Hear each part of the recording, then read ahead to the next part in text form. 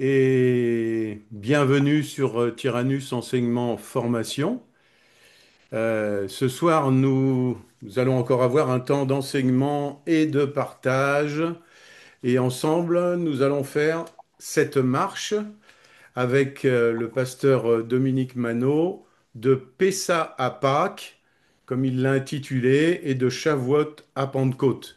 Hein, je crois que Dominique va aborder la dimension prophétique et messianique de ces événements et peut-être nous expliquer aussi comment les fêtes de l'Éternel peuvent nous parler aussi aujourd'hui. Alors, je vais lui laisser bien sûr toute la place. Dominique, je te laisse toute la place. Merci, merci, Pasteur Denis. C'est une joie, c'est encore une joie de se retrouver ensemble. Et puis c'est une joie de la technique de pouvoir à la fois en France métropole se retrouver ce soir, mais aussi avec le Pasteur Goun, aussi de Côte d'Ivoire, d'Afrique. Donc c'est le corps de Christ, la famille de Dieu qui se retrouve ce soir et au travers de ce cheminement.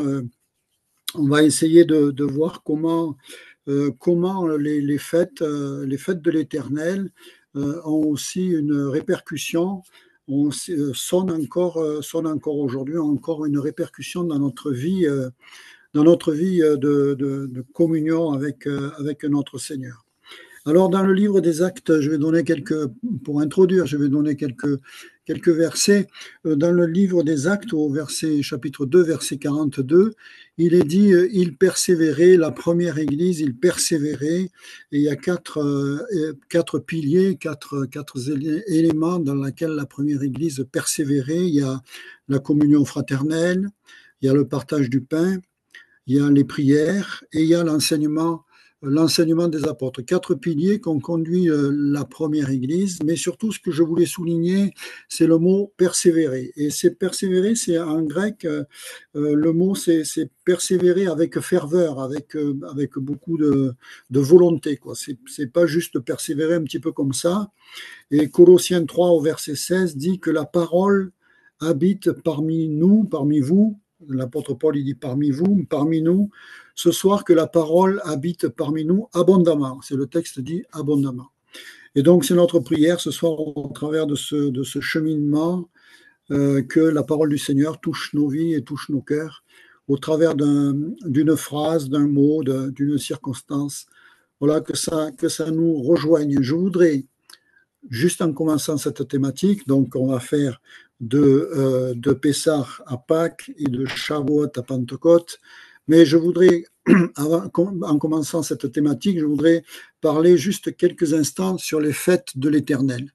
Dans le livre de l'Exode et dans le livre du Lévitique, dont les deux chapitres principaux qui parlent des fêtes, c'est le Lévitique 23 et Exode 12. Et dans ces deux passages, essentiellement, il y a la description de toutes les fêtes, des 7 fêtes de l'Éternel. Mais ce qui me frappe, enfin ce qui me touche, en tout premier lieu, et en particulier dans Lévitique 23, c'est que le mot fête est traduit par sainte convocation.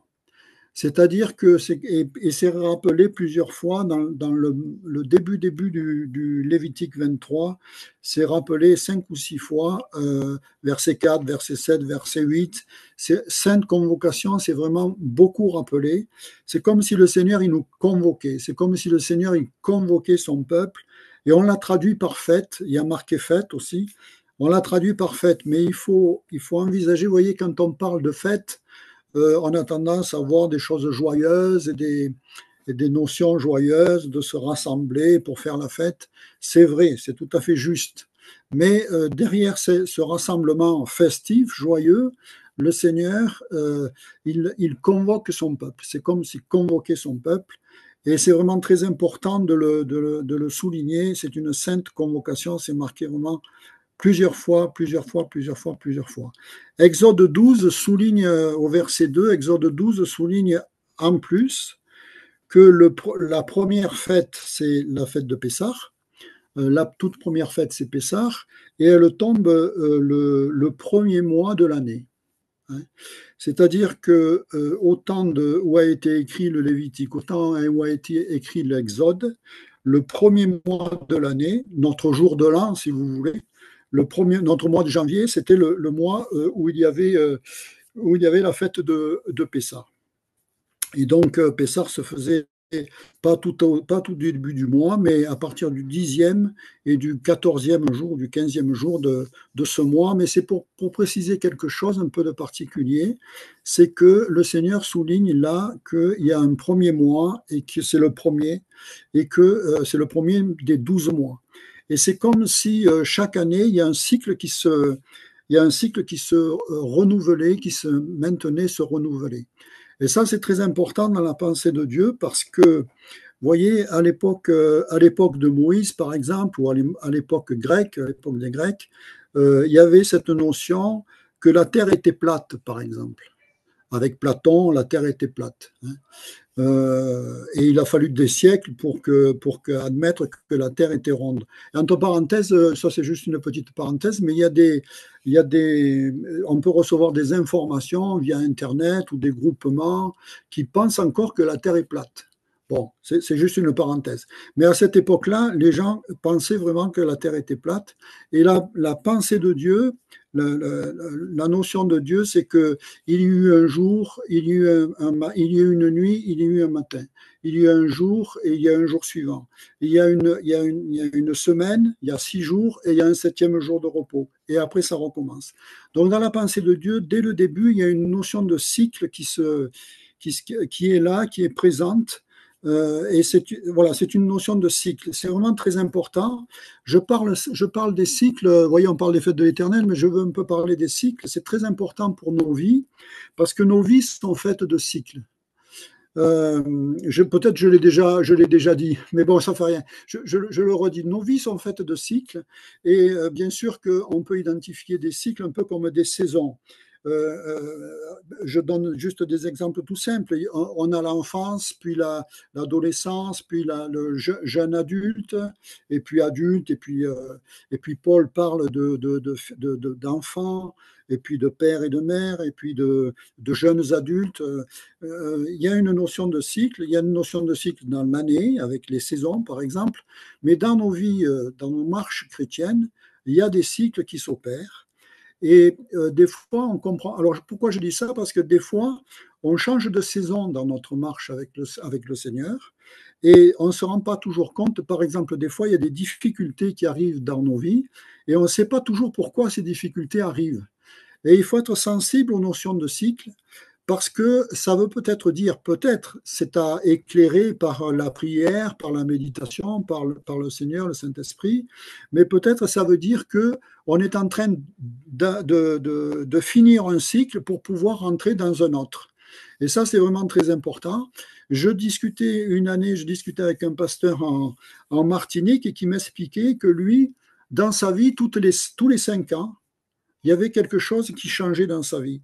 Alors lui, c'était les déménagements. Il était dans l'éducation nationale et tous les 5 ans, il avait remarqué qu'il changeait de poste. Voilà. Et à l'époque où j'étais avec lui, il avait une grosse situation de changement de vie et ça tombait dans cette période des 5 ans. Alors moi, pour moi, je me suis dit, tiens, je vais un peu réfléchir dans ma vie à moi. Et je me suis aperçu que tous les 15 ans, alors c'est un peu plus long, hein, mais tous les 15 ans, il y a des choses qui changeaient dans ma vie, au niveau professionnel, par exemple, ou dans l'église aussi, ça faisait des cycles à peu près tous les 15 ans. Alors, c'est pas, mes amis, c'est pas 15 ans pile, vous voyez, c'est des notions de saison. Vous voyez, en ce moment-là, on est au mois de mai, puis il ne fait pas très chaud chez nous, là. Et je me dis, mais quand c'est que l'été va commencer ça a commencé à chauffer. Alors je dis ça pourquoi? Parce que ces cycles, c'est pas 15 ans pile et puis on change de suite. Vous voyez, c'est des notions de saison, ça arrive progressivement, mais il faut pouvoir dans nos vies, pouvoir l'identifier de façon à voir un peu les étapes dans lesquelles nous sommes. Je donne un peu ces éléments pour pour préciser la notion de cycle, qui est une notion de pensée dans le Seigneur, de pensée de Dieu, des choses qui se renouvellent, qui se régénèrent. Et puis, dans nos marches avec le Seigneur, pouvoir identifier quelles sont les étapes, quelles sont les saisons, voilà, pour pouvoir faire des choix. Vous savez, dans notre marche avec le Seigneur, ce qui est des fois un peu difficile, c'est de faire des choix, les bons choix. Et on a vraiment besoin à la fois de la parole, à la fois de la visitation du Saint-Esprit, de l'éclairage du Saint-Esprit et aussi du conseil des frères et des sœurs qui peuvent avoir aussi une révélation de la part de l'Éternel. Donc, vous voyez, dans cette notion de fête de l'Éternel, il y a une notion cyclique, et c'est vrai aussi pour nos vies.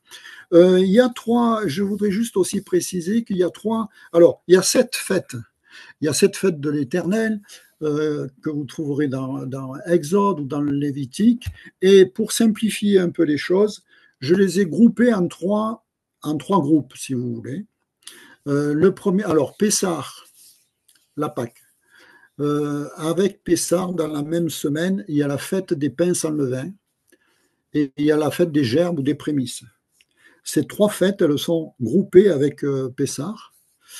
Et c'est un premier groupe, ça se passe au mois d'avril, au mois de mai, voilà, dans ces zones-là. Alors cette année, c'est un peu particulier parce que la fête de Pessah, les 2 calendriers de fête, vous savez que le calendrier oriental n'est pas calqué sur le calendrier occidental et que d'habitude, les fêtes de Pessah et de Pâques sont à des dates différentes. Mais cette année, c'était dans la même semaine, c'était la même semaine, donc au mois d'avril. Après, il y a une deuxième fête, c'est celle de Pentecôte, Shavuot.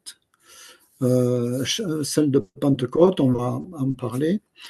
Ça, c'est les deux fêtes du début d'année, là, et puis les 2 groupes de fêtes de début d'année, et puis un troisième groupe qui sont les fêtes de l'automne. Donc, il y a Rosh Hashanah, la fête des trompettes, il y a le Kippour, le Yom Kippour, euh, pour la fête du pardon, hein, des propiations. Et puis, il y a Sukkot, la fête des tabernacles. Un troisième groupe, là.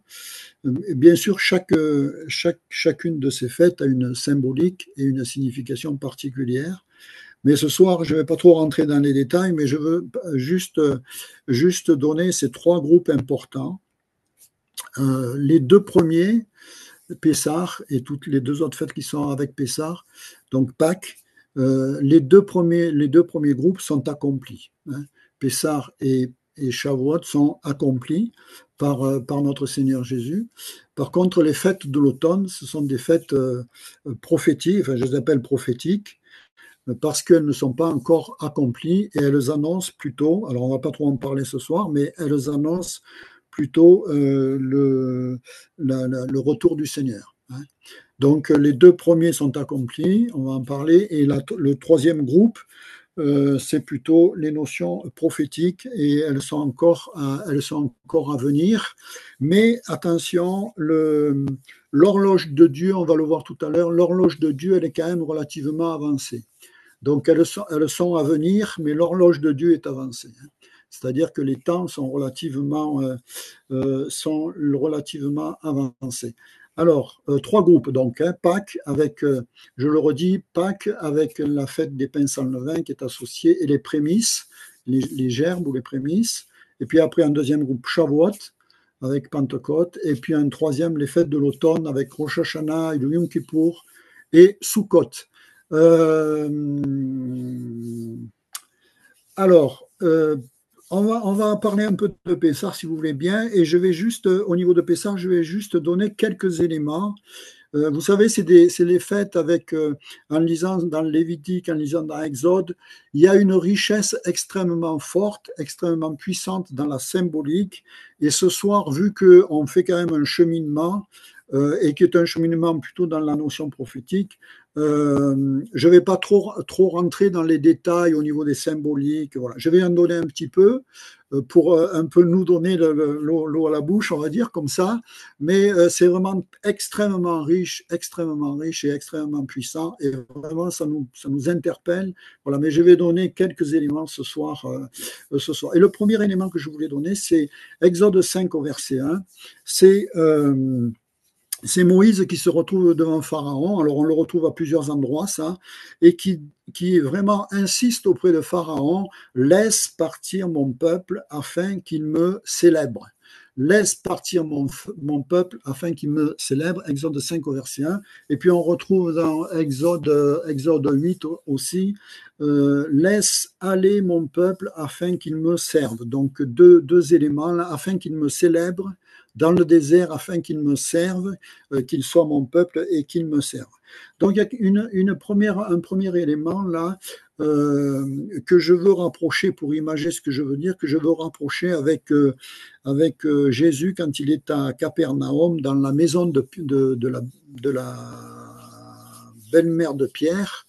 La belle-mère de Pierre est malade et Jésus la guérit. Et le texte dit, dès qu'elle a été guérie, elle s'est mise à le servir. Et il y a quelque chose un peu de particulier là, c'est que bien sûr Moïse, il parle à Pharaon, il dit laisse aller mon peuple afin qu'il me serve. Il y a quelque chose de particulier, c'est que quand le Seigneur nous donne le salut, quand il libère son peuple, quand il nous donne le salut, c'est pour une destinée, c'est pour un plan, c'est pour une destinée. Ça, c'est vraiment très important. Alors là, c'est pour le servir, pour l'adorer, pour le servir, pour rendre honneur à l'Éternel. Mais dans nos vies, et la notion du salut, c'est pour rentrer dans une destinée. Voilà. On est sauvé, bien sûr, hein, mais pas pour... voilà, on n'est pas sauvé en vain, on est sauvé pour entrer dans un plan, dans une destinée, dans un plan, dans un appel, dans une destinée. Et chacun de nous a un appel avec le Seigneur, chacun de nous peut le servir, peut le louer, l'adorer, et laisse aller mon peuple afin qu'il me serve. Alors ça, c'est vraiment aussi très important. Le Pessar, ça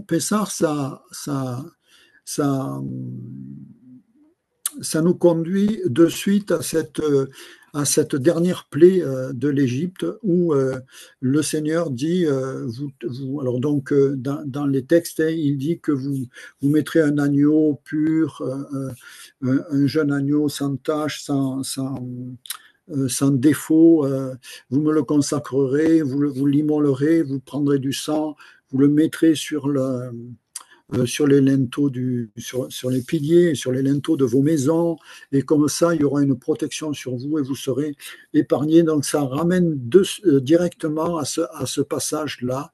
Et le premier élément que je voudrais mettre en relief ce soir, souligner, c'est la notion du sang de cet agneau. Et quand j'ai relu en préparant, ce qu'il y a de formidable, c'est que dans la parole, quand on lit et on la relit, chaque fois on découvre des choses nouvelles. C'est vraiment formidable. Et vous voyez, le texte dit, le peuple prendra une branche d'hysope, donc c'est un arbuste qui se trouve assez facilement là où était le peuple juif, de l'hysope, et c'est un branchage, hein, j'imagine avec beaucoup de feuilles, des petites feuilles, mais ils s'en servent un peu de pinceau, mais de pinceau relativement important. Ils trempent dans une bassine où il y a le sang de cet agneau, et ils badigeonnent sur les linteaux, et ils badigeonnent sur les piliers, les deux piliers et sur le linteau. Et quand je relisais ce texte, il y avait vraiment cette notion de presque d'être immergé, de tremper cette branche d'hysope et puis vraiment d'asperger, vous voyez, c'est pas juste un petit peu une petite trace discrète, non, c'est vraiment le sang de l'agneau qui couvre, hein. C'est vraiment le sang de l'agneau qui couvre, et ça nous interpelle, pour nous, ça nous interpelle avec bien sûr le sang de notre Seigneur qui a coulé à la croix, mais qui couvre de sa protection, qui couvre de sa protection, qui forme une sorte de haie de protection. Et il y a vraiment une puissance dans le sang et le sang du Seigneur Et en relisant ce texte, je me suis dit, mais quand même, là, il y a une protection qui est visible, qui est forte, qui est vraiment visible sur les murs, enfin, sur les portes, et ça, il ne pouvait pas rentrer, quoi. C'était vraiment un signe qu'il ne pouvait pas rentrer. Et le sang de Christ, le sang pour nous, la notion du sang, il y a une puissance par rapport face à l'ennemi, comme s'il ne peut pas rentrer. Il y a vraiment quelque chose d'important. Et enfin, la puissance du sang de l'agneau à la croix, hein, de Christ à la croix, là, il y a une image une image un peu par avance, bien par avance, de cette protection du sang de l'agneau. Bien sûr, on le sait, mais quand on lit ces textes, c'est comme si on est pris par ce sacrifice de Christ à la croix. Le premier élément que je voulais faire ressortir, c'est le sang de l'agneau.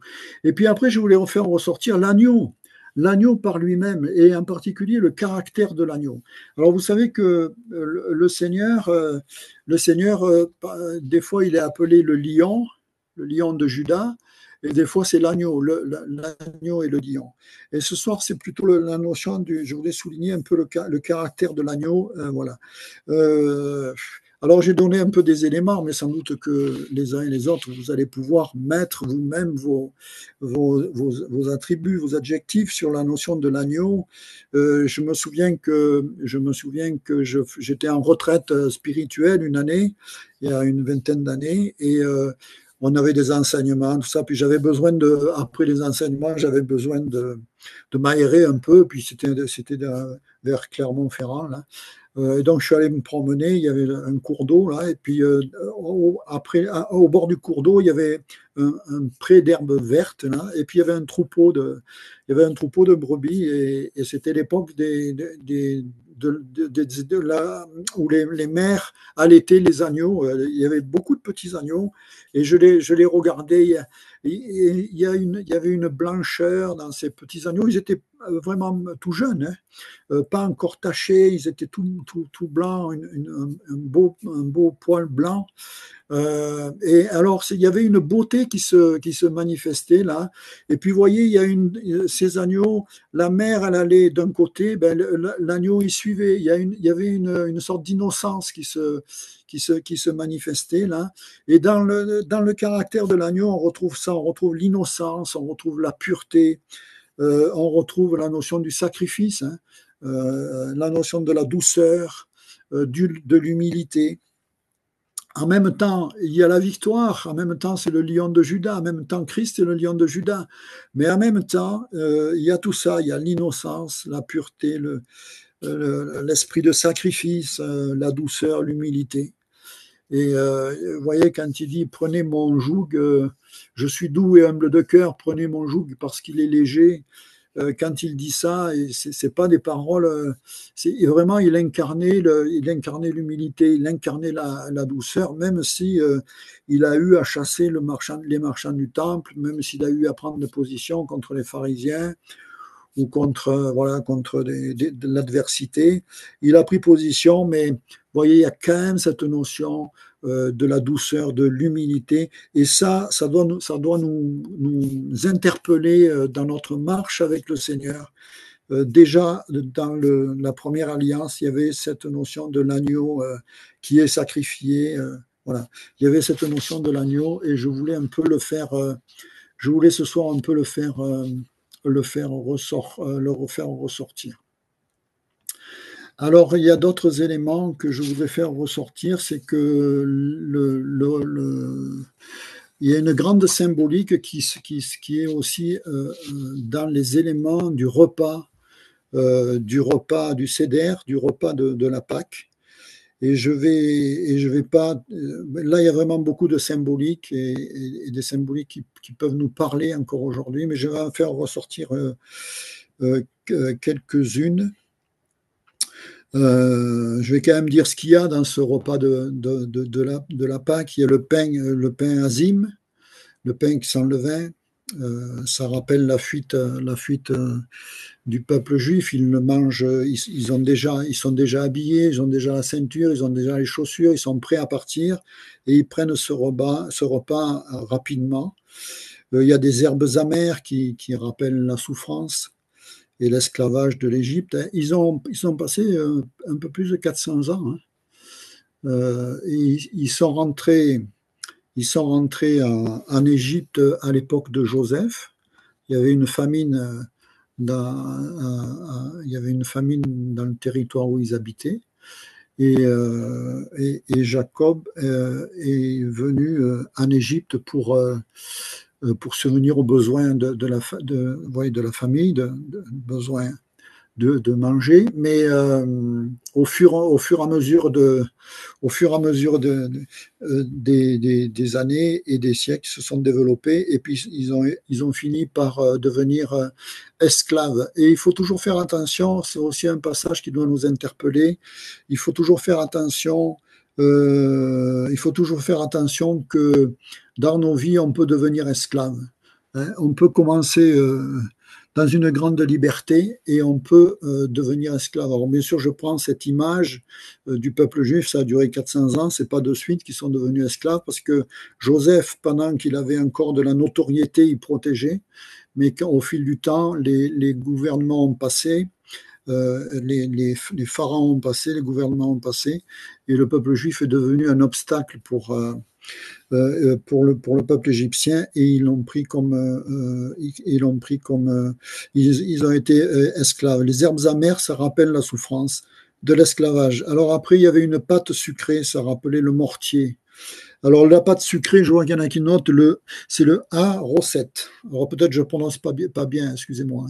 Le A-Rosette, c'est une pâte sucrée, ça évoque, vous savez, quand ils faisaient des briques. Quand il faisait des briques, il recevait des coups de fouet et il devait pétrir, cette sorte de boue avec de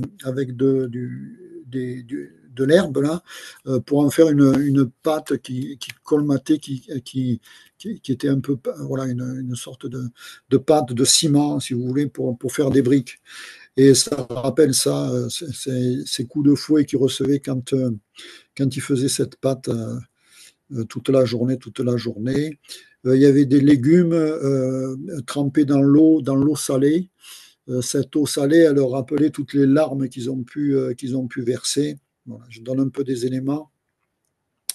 Les légumes trempés, c'était le carpas. Carpas. Il y a l'agneau pascal, je viens de le dire. Alors, je vais juste dire quelque chose aussi, c'est que quand on relit Lévitique 23 ou Exode 12, il y a des notions extrêmement précises de comment manger, par exemple, l'agneau.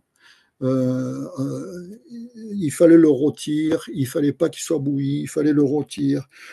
On devait tout manger, il fallait rien laisser. C'était vraiment très précis, très précis. Et là, j'attire un peu notre attention ce soir, c'est que, vous voyez, j'ai toujours été interpellé dans la notion de l'hébreu, que les choses étaient extrêmement précises, extrêmement précises. Et ça m'interpelle. Ça m'interpelle parce que le cœur du Seigneur, la pensée du Seigneur, la pensée de l'Éternel dans la première alliance, c'est la même que dans la deuxième alliance. Et il y a des choses que nous lisons dans la deuxième alliance, dans le Nouveau Testament. Il faut toujours avoir à cœur il y a une notion de précision de la part de l'Éternel. Hein. La parole de Dieu, c'est la parole de vérité. Elle est la vérité et il y a une notion de précision. Alors bien sûr que quand on fait je n'ai pas fait d'hébreu ni de grec, mais quand on va fouiller un peu avec Bible Online par exemple et les numéros Strong, c'est très intéressant de voir un peu la précision dans la signification, surtout de l'hébreu, mais du grec aussi, hein, et surtout de l'hébreu, c'est très intéressant.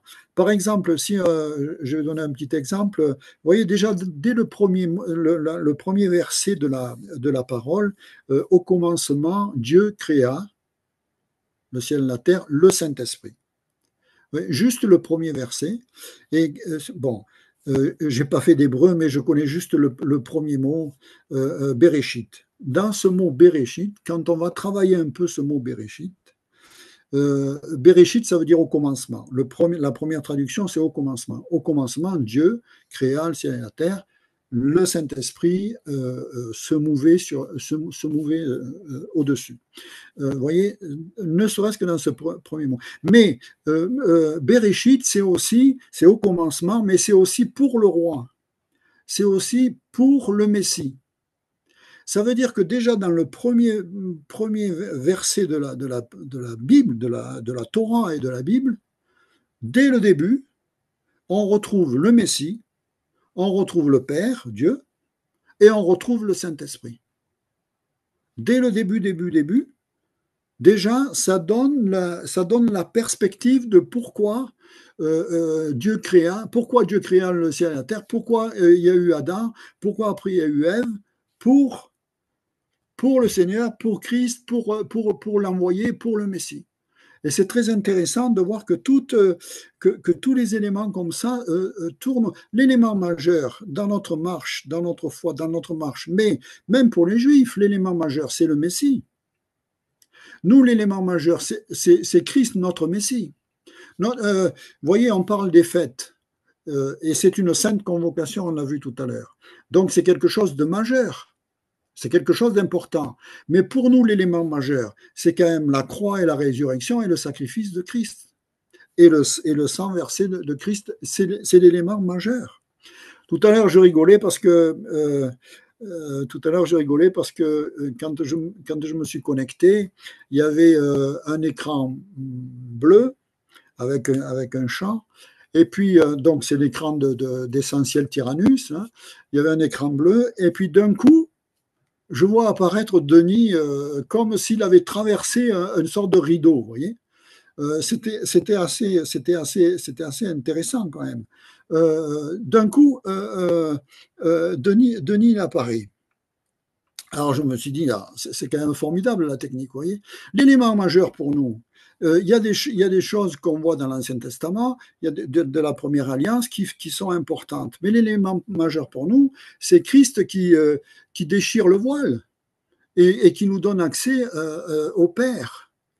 La grande différence, aujourd'hui, la grande différence entre l'Ancien Testament et le Nouveau Testament, la grande différence, c'est que les Juifs, par exemple, il y a l'Esprit du Seigneur, mais il n'y a pas le Saint-Esprit. La grande différence, c'est qu'ils ne peuvent pas parler. Ils ne peuvent pas parler au Père.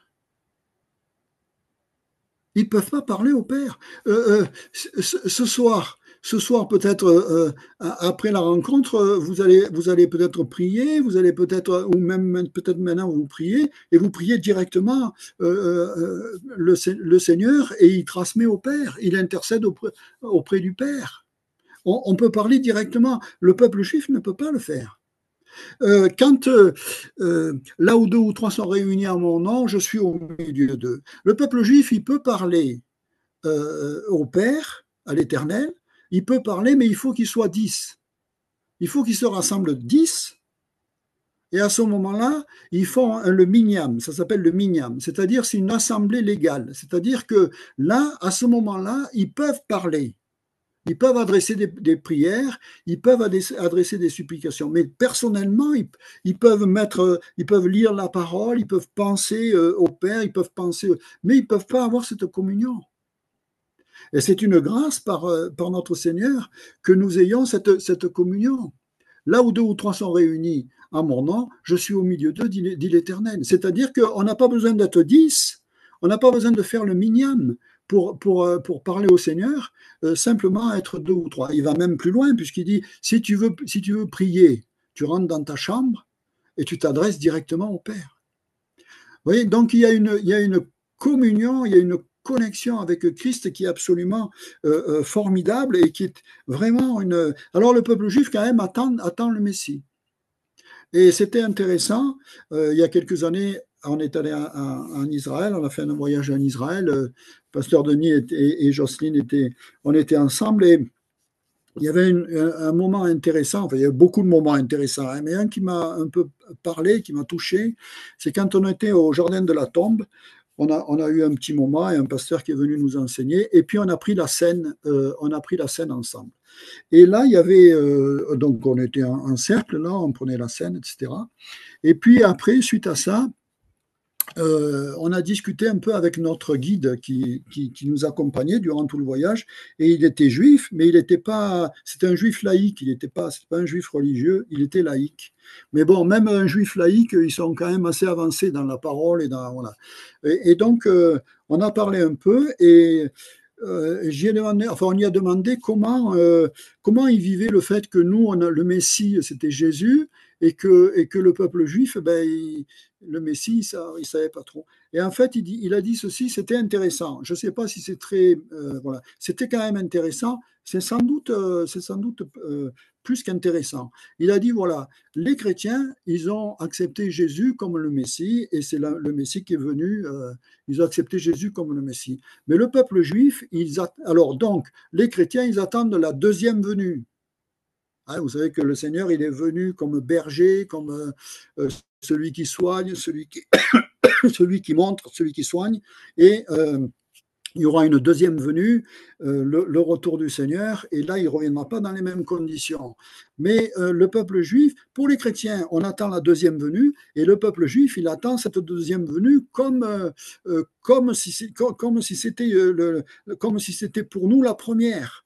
Et ça rejoint un peu les textes de Paul qui dit, pour l'instant, c'est comme s'il y avait un voile d'aveuglement.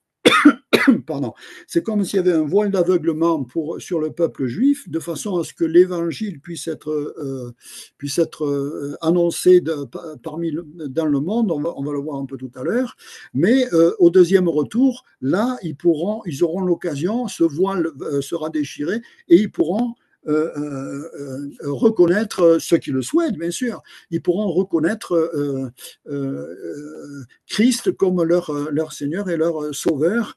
Et on a tous besoin de connaître Jésus comme le Messie, comme la personne du Messie. Le peuple juif aussi, même s'il y a les lois, même s'il y a la loi, le peuple juif aussi a besoin de reconnaître son Messie, parce que dès le début du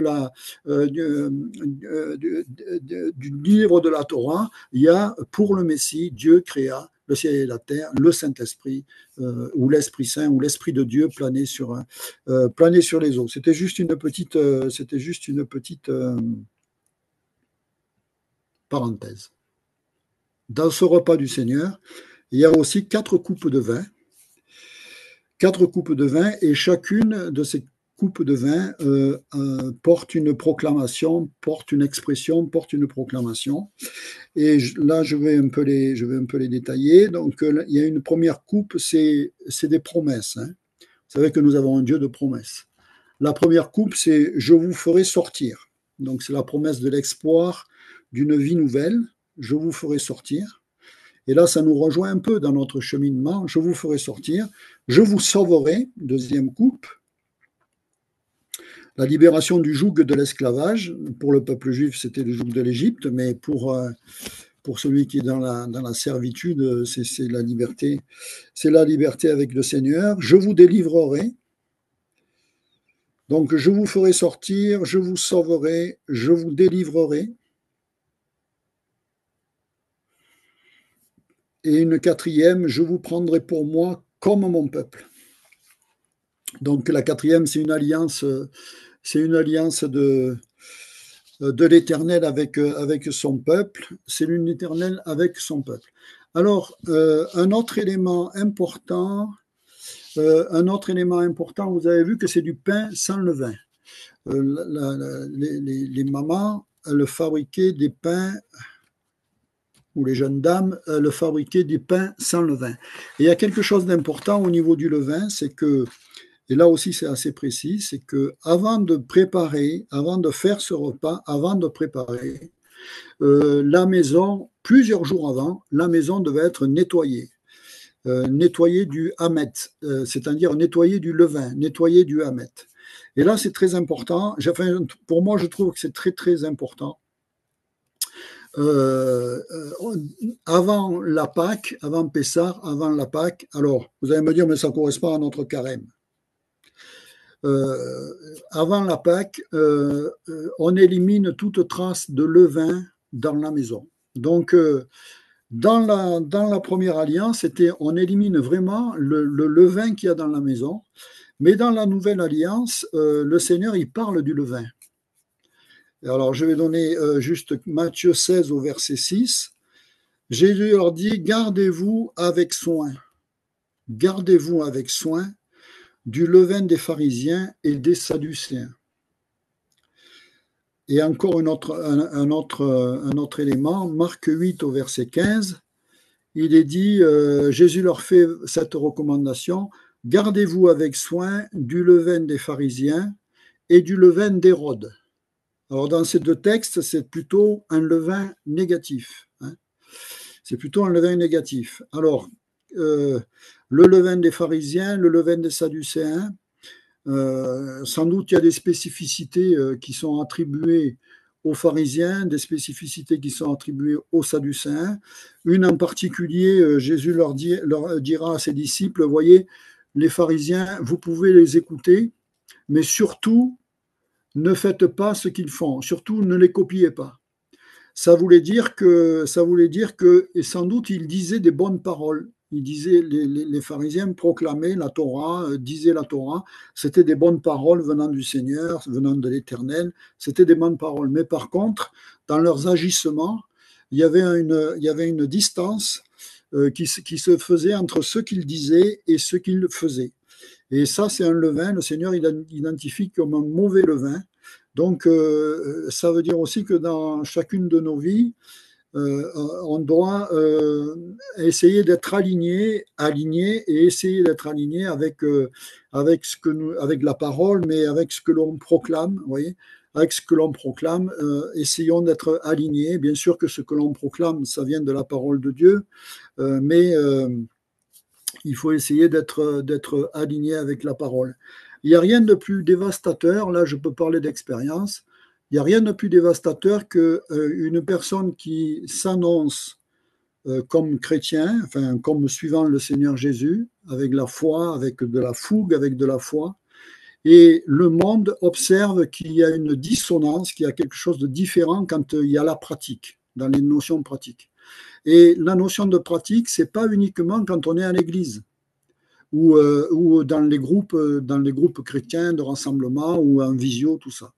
Le, le, le, la, la notion pratique, elle est aussi dans nos vies de tous les jours, dans nos familles, dans nos.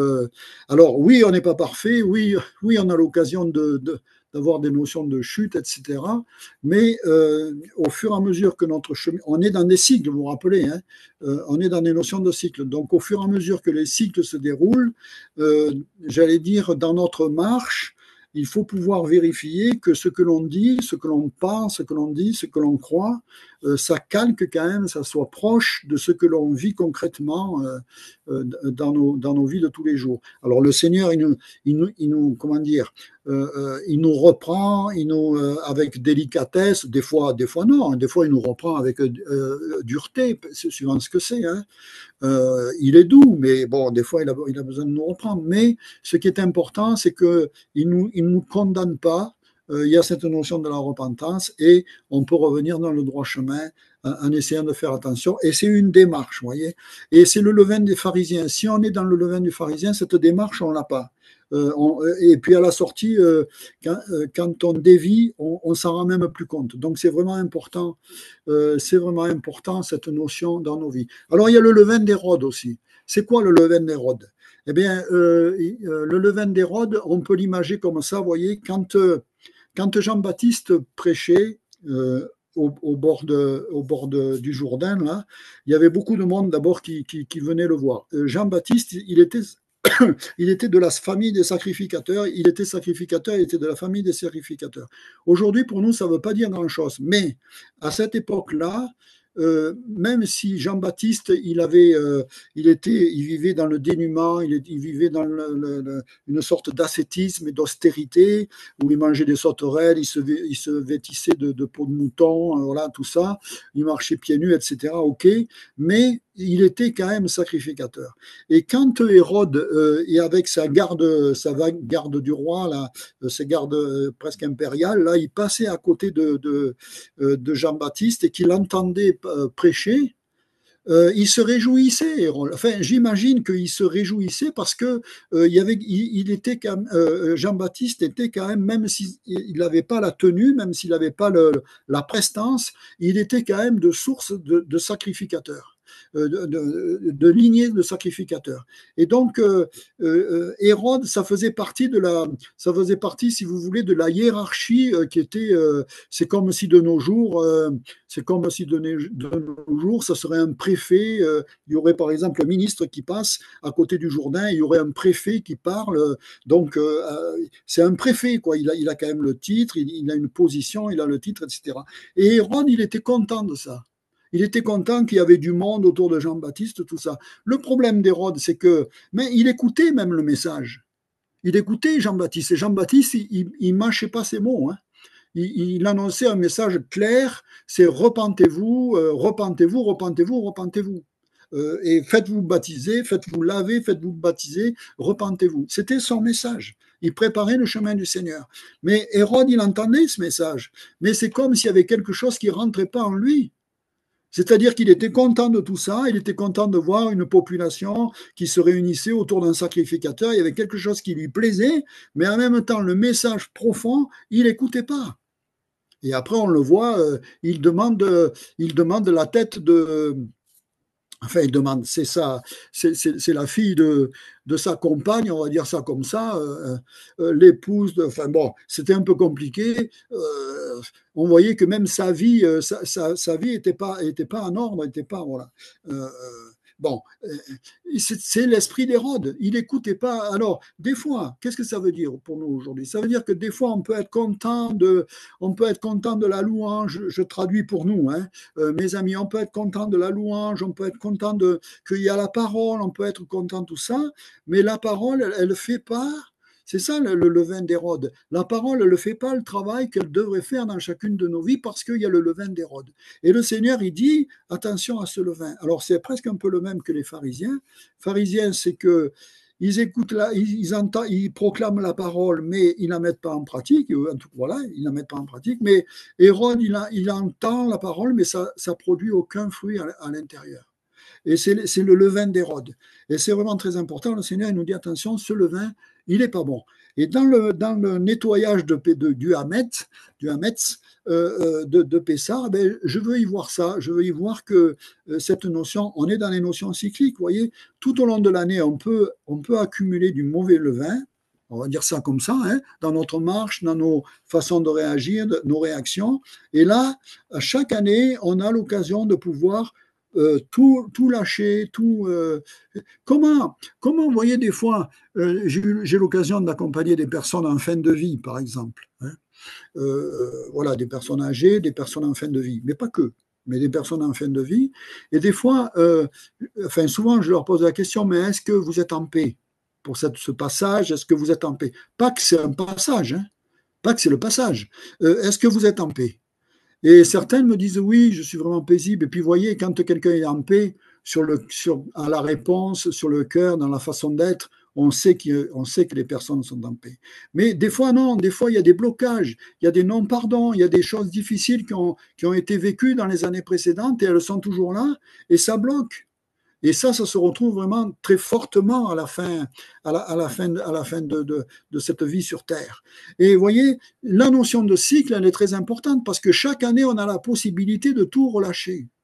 Chaque année, on a la possibilité, vous voyez, dans cette notion de levain, alors je traduis un peu ça comme ça, dans notre marche tout au long de l'année, on accumule des choses un peu difficiles et chaque année, on a l'occasion de pouvoir relâcher tout ça. Si on le fait plusieurs fois par an, c'est aucun problème. Ce qui est un problème, c'est de garder ce levain, de garder des choses sur nous et de l'amener d'une année sur l'autre, d'une année sur l'autre. Et c'est vraiment important dans la notion de cycle. C'est vraiment important que cette notion de cycle, elle est là aussi pour pouvoir, voyez, le Kippour, là, c'est le pardon. Le Kippour, c'est le pardon. Euh, Nous, par tradition, en début d'année, le 1er janvier, on se souhaite les vœux. Qui c'est qui n'a pas souhaité les vœux? voyez, moi, je travaille dans une entreprise depuis 40 ans. Meilleurs vœux, bonne année, meilleurs vœux. Le premier jour où on se retrouve là à l'entreprise, on est hyper content. Meilleurs vœux, c'est super. 2 heures après, on a commencé la journée. 2 heures après, les, coups- les petits coups par derrière commencent. C'est un exemple que je donne. Vous voyez, c'est le milieu professionnel. C'est un exemple que je donne. Euh, ça reste du rituel. La notion cyclique, la notion du levain, la notion du Seigneur, de ce travail de la parole et du Saint-Esprit en nous, c'est qu'on a à se relâcher, libérer de tout ce mauvais levain. Alors, il y a un bon levain.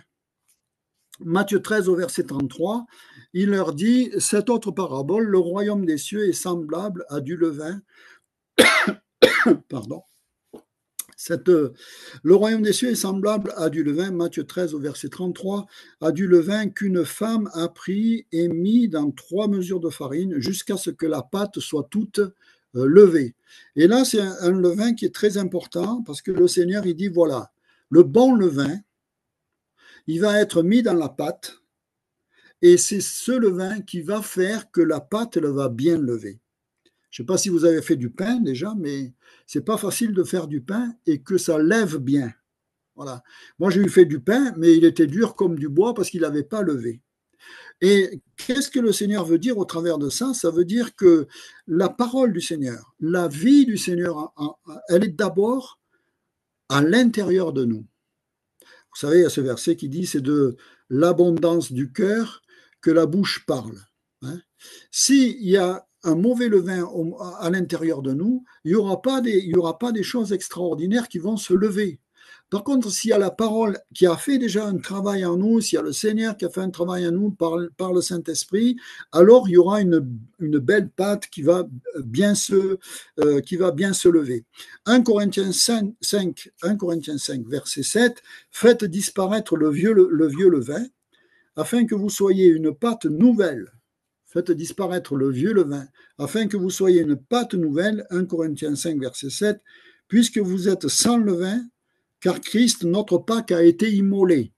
C'est beau ce verset, et vraiment dans le thème de ce soir.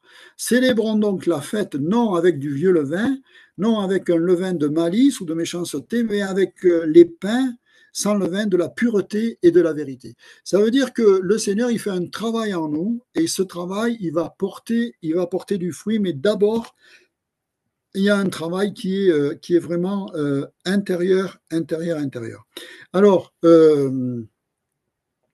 la Pâque, le Pessar, quel lien entre Pessar et Pâques? C'est pas tout à fait pareil quand même. Hein. Quel lien entre Pessar et Pâques?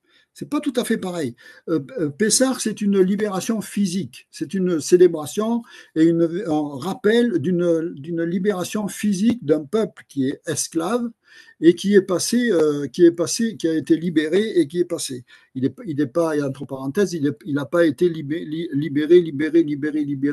Vraiment, vraiment, il a fallu qu'il attende encore 40 ans pour être pleinement libre. Mais ça, c'est un autre volet.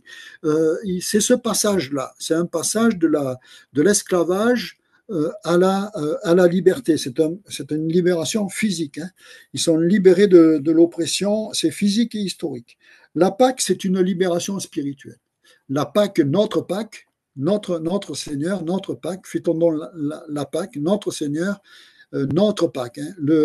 Paul, il dit, c'est notre Pâque, c'est le Seigneur Jésus, notre Pâque. C'est une libération spirituelle. On est libéré du péché, de l'oppression de l'ennemi, et on a accès à une vie nouvelle. Et c'est pour ça que tout à l'heure, je parlais un peu avec humour de ce rideau qui a été déchiré et que le Seigneur l'Éternel a déchiré, le Père a déchiré de haut en bas quand le Seigneur est mort à la croix. Et c'est une libération spirituelle. C'est une libération spirituelle. Il y a quelque chose dans la notion spirituelle, il y a quelque chose d'important, c'est que tout élément qui vient sur Terre, tout élément qui se concrétise sur Terre, a d'abord été gagné dans le spirituel. C'est une chose importante. Quand on a des combats dans notre vie, il faut d'abord commencer à aller dans le spirituel. Il faut d'abord commencer à prier, d'abord commencer à... Voilà. Et les choses peuvent éventuellement se manifester sur Terre. Alors je sais qu'on le sait, voilà, mais on n'a pas des fois toujours le réflexe de pouvoir... Les choses qui s'incarnent sur cette Terre ont d'abord été gagnées dans le monde spirituel, et il y a une notion spirituelle qui est attachée à la Pâque. À la Pâque. Merci Seigneur. Merci Seigneur. Est-ce que ça va? Est-ce que je continue? Merci pour vos encouragements. 40 jours après, 40 jours après Pâques, c'est l'Ascension. Et 50 jours après Pâques, c'est la Pentecôte. La Pentecôte, ça s'appelle aussi la fête des semaines. Parce qu'il y a 7 semaines entre Pâques et Pentecôte. Il y a 7 semaines, donc c'est la fête des semaines. La Pentecôte, c'est une sorte d'aboutissement. Christ, donc c'est une sorte d'aboutissement. Alors pour le peuple juif, donc ils ont fêté Pessah, et puis 7 semaines après, donc le chiffre 7, dans la parole, le chiffre 7, c'est quand même le chiffre de la plénitude. Hein. C'est l'accomplissement, c'est la plénitude, c'est l'accomplissement. 7 semaines, c'est la fête des semaines. C'est un aboutissement. Et dans cet aboutissement, le peuple juif reçoit la loi, la parole, reçoit la parole. Libère mon peuple, Moïse devant Pharaon, libère mon peuple afin qu'il me serve dans le désert, afin qu'il m'honore dans le désert, et je le conduis dans le désert pour lui donner la loi. Et c'est dans le désert que le Seigneur donne la loi, donc les 10 commandements, hein, donne la loi à Moïse. C'est pas n'importe quelle loi. Le texte dit que Moïse a...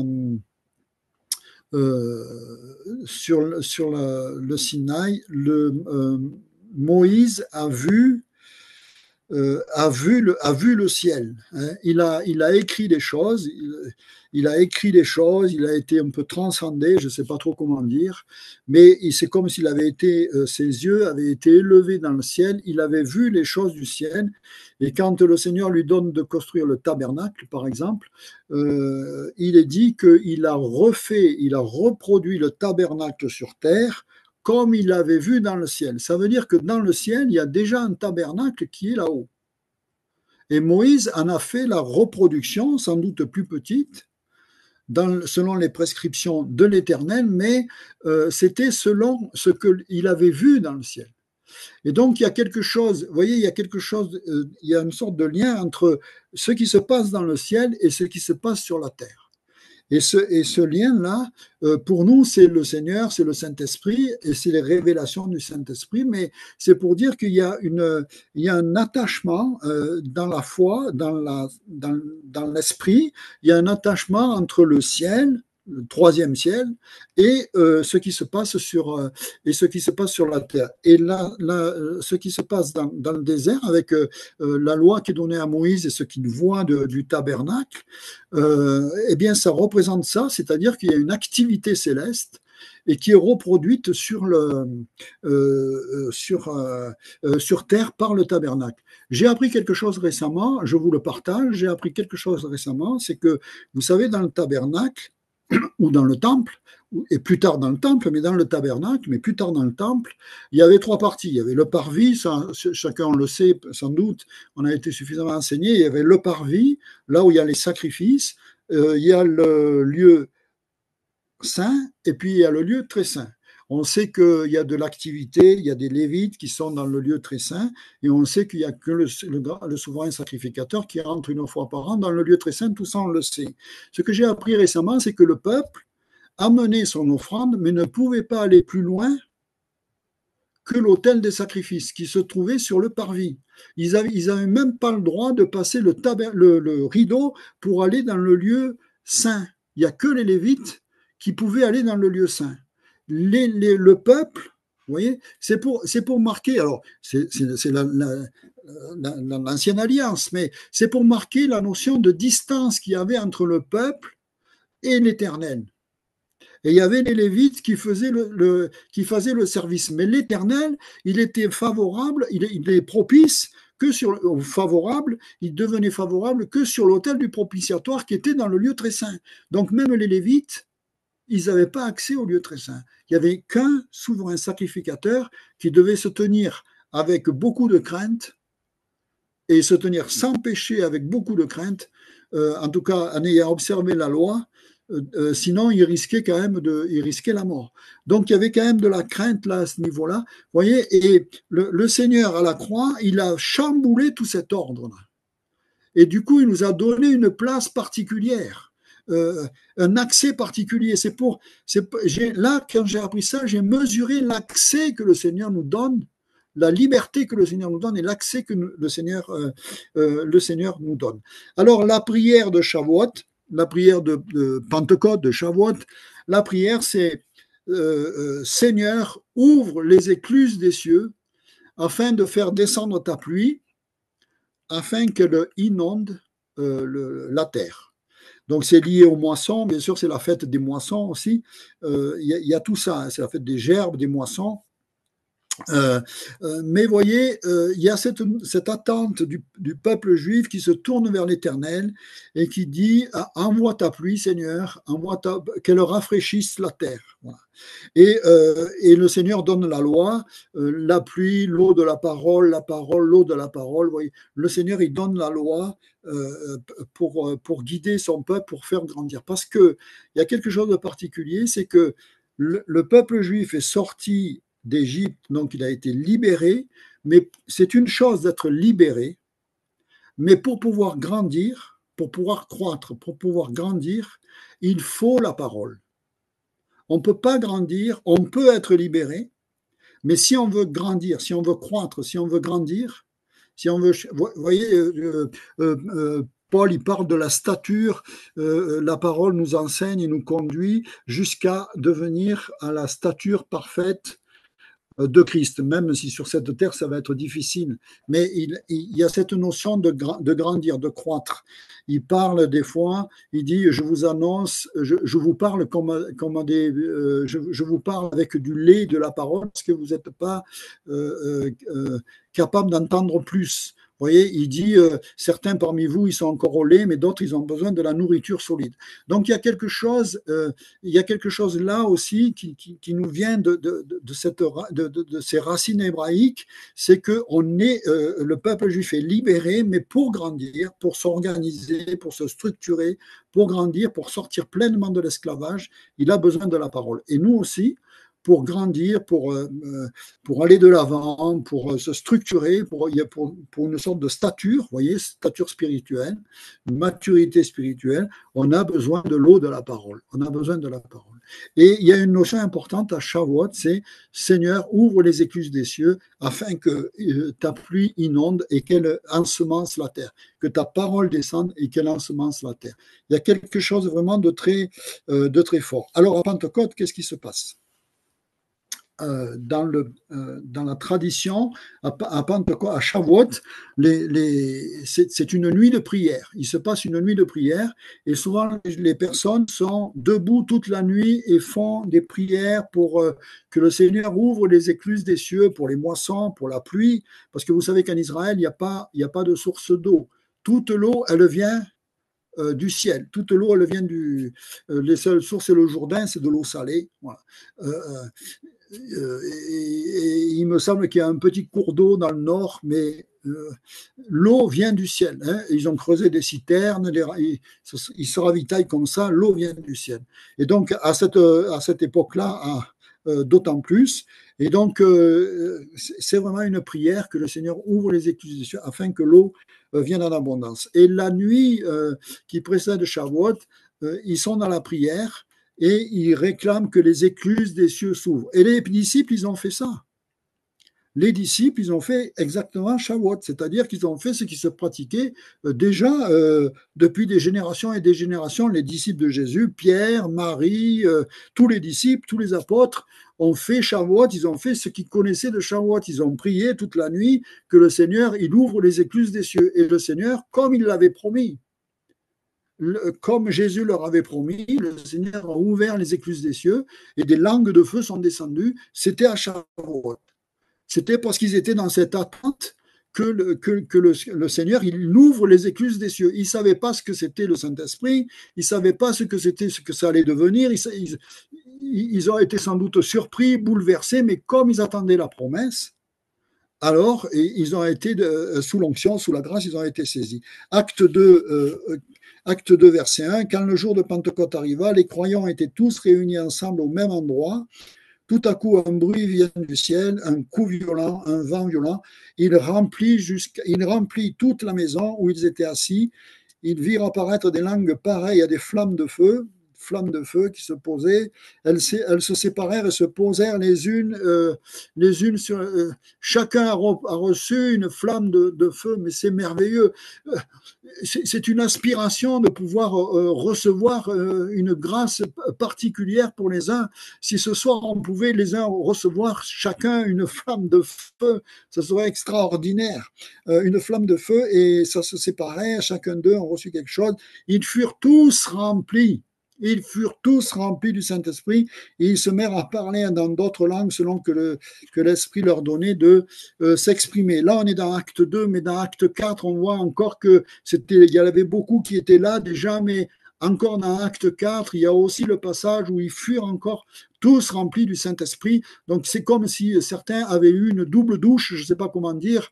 Mais en tout cas, c'est pour préciser que si déjà on a reçu le Saint-Esprit, on peut recevoir d'être rempli à nouveau encore du Saint-Esprit dans nos vies. On peut faire ces expériences d'être rempli de rafraîchissement. On rappelle qu'il y a une notion de cycle et que le Seigneur, voilà, il y a des pouces qui se lèvent. C'est vraiment important, vous voyez, cette notion de cycle que le Seigneur, il redonne à chaque saison. On a besoin d'être rempli du Saint-Esprit, d'être renouvelé dans le Saint-Esprit, d'être rempli du Saint-Esprit. Ceux qui n'ont pas fait l'expérience du Saint-Esprit, de recevoir le Saint-Esprit, je vous encourage vraiment d'aspirer à prier, à aspirer, de vous tenir dans cette attente que le Seigneur ouvre les écluses des cieux, que je reçoive le baptême du Saint-Esprit, d'être trempé dans le Saint-Esprit, plongé. Là, il est dit, il remplit toute la maison. Il remplit toute la maison. Et on peut aussi aspirer que toutes nos maisons soient remplies. Vraiment, c'est remplir. Hein. Le mot, c'est pléréo. Pléréo, c'est vraiment remplir jusqu'à déborder. Le terme grec, c'est remplir jusqu'à déborder. Vous imaginez un bol, le Seigneur y remplit et ça déborde, ça déborde, ça déborde. C'est comme si ça se débordait, ça ne s'arrêtait pas. Et le Seigneur, il a rempli cette maison, ils furent tous remplis du Saint-Esprit. C'est rempli au sens plein. Après, ils sont ivres. Quand ils sortent, ils sont ivres, mais ils sont ivres de vin. Ils ne sont pas ivres de vin doux, ils sont ivres du Saint-Esprit, ils sont pleins, ils sont remplis du Saint-Esprit. Ça déborde, il y a quelque chose qui déborde, ils ne peuvent pas tenir. Je ne sais pas si vous avez déjà fait une expérience dans ce sens-là, où le Seigneur vous saisit par son esprit et vous ne pouvez pas tenir. Vous ne pouvez pas tenir sur la chaise, vous ne pouvez pas tenir, vous êtes comme poussé. Et ça déborde, il y a quelque chose qui déborde. Je ne sais pas si je me fais bien comprendre. Il y a quelque chose qui déborde. Et on est poussé. On ne peut pas tenir sur la chaise, on est poussé d'aller de l'avant. Peut-être dans la rue, on est poussé de témoigner. Il y a quelque chose qui déborde. Il y a quelque chose qui déborde. Et on est saisi, rempli par le Saint-Esprit. Est-ce que vous permettez que je vous parle du chemin qu'il y a entre Pâques et Pentecôte? Où ça va? C'est déjà tard, mais je voudrais vous parler du chemin qu'il y a entre Pâques et Pentecôte. Est-ce que ça va? C'est bon? Alors, il y a un chemin entre Pâques et Pentecôte. La résurrection du Seigneur, mes amis, la résurrection du Seigneur, c'est pas une résurrection normale. Vous allez me dire, mais qu'est-ce que tu nous racontes? C'est pas une résurrection comme Lazare, par exemple. Lazare, le Seigneur l'a ressuscité. Le fils de la veuve de Naïm, Christ l'a ressuscité. Le Seigneur l'a ressuscité. Les textes disent que c'était pour que la gloire de Dieu se manifeste, au moins pour Lazare, que la gloire de Dieu se manifeste. Le fils de la veuve de Naïm et Lazare. Il y a sans doute encore d'autres résurrections. Mais c'est des résurrections, les gens, ils sont ressuscités, ils ont vécu et ils sont morts. La résurrection de Christ, c'est pas du tout pareil. Christ, il est apparu, et quand la première fois qu'il apparaît, le jour de Pâques, le jour de Pâques, quand il apparaît, Marie de Magdala, elle croit que c'est le jardinier.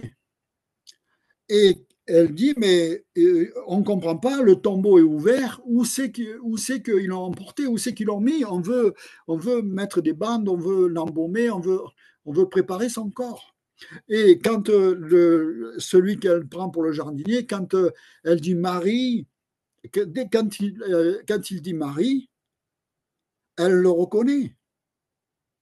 Et là, le texte dit qu'elle a voulu le toucher. Et il dit ceci, il dit ne me touche pas. Parce que je suis plus de cette terre et je ne suis pas encore au ciel. Il y a quelque chose qui est glorieux, qui est glorifié, c'est un corps glorifié. Ce n'est pas une résurrection au même titre que Lazare. Elle est surnaturelle, elle est glorieuse. C'est le Christ, il a le corps glorifié. Et le Seigneur, il a des capacités. Vous voyez, par exemple, quand il apparaît aux disciples, ils sont enfermés dans une pièce. Quand il apparaît aux disciples, je ne sais pas par où il est passé. Les portes étaient fermées parce qu'ils avaient peur. On ne sait pas par où il est passé, mais il est entré dans la pièce. Et il avait, alors moi je le traduis comme ça, peut-être qu'ils étaient retournés, il est apparu derrière, peut-être c'est ça, peut-être qu'il est passé au travers des murs. Son corps, c'était plus un corps comme le nôtre. Quand il apparaît aux disciples d'Emmaüs, le texte dit ça. Le texte dit, c'était des disciples d'Emmaüs, ils le connaissaient. Et il ne l'avait pas reconnu. Et le texte dit que c'était volontaire, qu'il a volontairement, il a fait en sorte que physiquement, il ne soit pas reconnu. Et c'est que quand il a rompu le pain avec les disciples, que les yeux s'ouvrirent. Le texte dit ça, que les yeux s'ouvrirent. Et à ce moment-là, c'est assez extraordinaire. Vous vous rendez compte, ces deux disciples d'Emmaüs, ils reconnaissent Jésus, les yeux s'ouvrir. C'est marqué comme ça, les yeux s'ouvrir. À ce moment-là, il disparaît. Le texte dit qu'il disparaît. Il y a quelque chose d'extraordinaire. Voilà, il y a quelque chose d'extraordinaire. Donc, s'il y a vraiment un cheminement entre Pâques, la résurrection du Seigneur, et le cheminement jusqu'à l'ascension et jusqu'à Pentecôte. Et il y a quelque chose de particulier, c'est que le Seigneur apparaît aux disciples, et en particulier dans l'évangile de Jean, Jean 20, verset 22, après ces paroles, alors, il apparaît aux disciples. Ce passage de Jean 20, là, il est aussi dans Luc et il est aussi dans Marc. Voilà. Ce passage-là, d'abord, il apparaît aux disciples. La première des choses, c'est que certains eurent des doutes. Première des choses. Deuxième des choses, c'est que certains eurent des doutes et parce qu'ils ont eu des doutes, ils commençaient à discuter, c'est lui, c'est pas lui, on ne le reconnaît pas, on le reconnaît. Voilà. Ils commençaient à discuter et là, le Seigneur les a repris. Donc, il a été pas tendre avec eux. Hein. Mais une fois que c'était passé, ils se sont réjouis. Le texte dit qu'ils se sont réjouis. Et à ce moment-là, il a pu leur expliquer. Alors, dans l'évangile de Luc et de Marc, il y a une notion d'explication. Mais dans l'évangile de Jean, donc c'est le même passage, exactement. Mais dans l'évangile de Jean, il dit, il souffla sur eux et il leur dit, recevez le Saint-Esprit. Les autres passages nous disent que, en fait, il leur a ouvert l'esprit il leur a expliqué le but de sa venue sur terre, ce qu'il a fait en tant que Messie, il leur a expliqué. Voyez. Donc dans ce passage-là, c'est intéressant parce que Jean dit, il souffle sur eux, il y a quelque chose d'un peu de miraculeux là, il souffle sur eux et ils reçoivent le Saint-Esprit, mais les mêmes passages donnent un éclairage un peu différent. Ils disent, mais là, il y a une explication qui se fait, et à ce moment-là, ils comprennent dans leur esprit. Ils comprennent dans leur esprit. Alors là, c'est intéressant parce que vous voyez, il y a la notion un peu surnaturelle où ils soufflent sur eux et ils reçoivent quelque chose. Et puis, il y a une notion dans l'explication. Donc, ce que ça veut dire qu'on a quand même besoin d'explication, on a besoin de comprendre. Et puis aussi d'être, une fois qu'on a un peu compris, pas toujours trop, vous savez, avec un esprit rationaliste, on a tendance un peu à tout décortiquer, tout ça. Non, une fois qu'on a un peu compris la parole, qu'on a compris les buts, tout ça, il faut se laisser envahir par la parole, remplir de la parole, de façon à ce que le Saint-Esprit fasse quelque chose de fort, de puissant au travers de ça. Donc, il y a la notion du raisonnement et il y a la notion de la liberté du Saint-Esprit qui fait un travail, en nous. Et c'est ce passage-là, c'est vraiment important. Il souffla sur eux, ça veut dire qu'il y a des choses qu'ils n'avaient pas comprises jusqu'à maintenant, et maintenant ils viennent de les comprendre, et à ce moment-là, ils sont prêts pour Pentecôte. Ils sont prêts pour Pentecôte. Ça veut dire aussi que pour, euh, pour Pentecôte, donc Pentecôte, c'est la libération du Saint-Esprit, c'est être rempli du Saint-Esprit. C'est un moment d'attente. C'est un moment où on doit se tenir pour être rafraîchi. Peut-être vous avez déjà fait, nous avons fait déjà l'expérience du Saint-Esprit dans le baptême du Saint-Esprit. Moi, personnellement, je l'ai déjà fait depuis des années. C'était dans le cadre des hommes d'affaires du plein évangile à Vichy. Mais voyez, mes amis, ça remonte déjà à quelques temps, voyez. Et on a besoin aussi dans nos vies, dans nos saisons, d'être remplis du Saint-Esprit. Donc, c'est important dans cette période. Je rappelle, c'est des fêtes, c'est des convocations. C'est-à-dire, c'est là en particulier où le Seigneur se dispense. C'est-à-dire, c'est là où il descend. Christ, il est mort dans le temps de Pâques. Il reviendra sans doute dans le temps de la fête des tabernacles. Vous voyez, ces moments de fête, c'est là où le moment, c'est des temps où le Seigneur descend particulièrement dans chacune de nos vies. Je parlais avec un pasteur, il me disait, tu sais, depuis qu'on fait les fêtes, depuis qu'on fait attention aux fêtes, c'est pas qu'on fait les fêtes, ils font pas les fêtes de façon rituelle, de façon comme le peuple juif, vous voyez. Mais Pâques, par exemple, il le prépare dans le même sérieux, dans la même attente. Pentecôte, il le prépare dans le même sérieux, dans la même attente, en considérant les fêtes, en considérant les détails. Et vous voyez, il m'a dit, plusieurs années, on a fait ça, et plusieurs années à ces moments-là, au niveau de la communauté, on a reçu quelque chose de particulier. Au niveau des personnes individuellement, on a reçu quelque chose de particulier. Donc, c'est des moments particuliers où, dans ces moments de fête, où le Seigneur, il descend parce qu'on prie, parce qu'on est en attente. Bien sûr que le Seigneur, il descend là où il y a, une soif. Le Seigneur descend là où il y a une soif. C'est vraiment très important. Le Seigneur descend là où il y a une soif. Si on est un peuple, je parle comme ça, mais je sais que ce n'est pas vous. Mais si mon cœur n'est pas dans la soif, le Seigneur, il descendra à côté.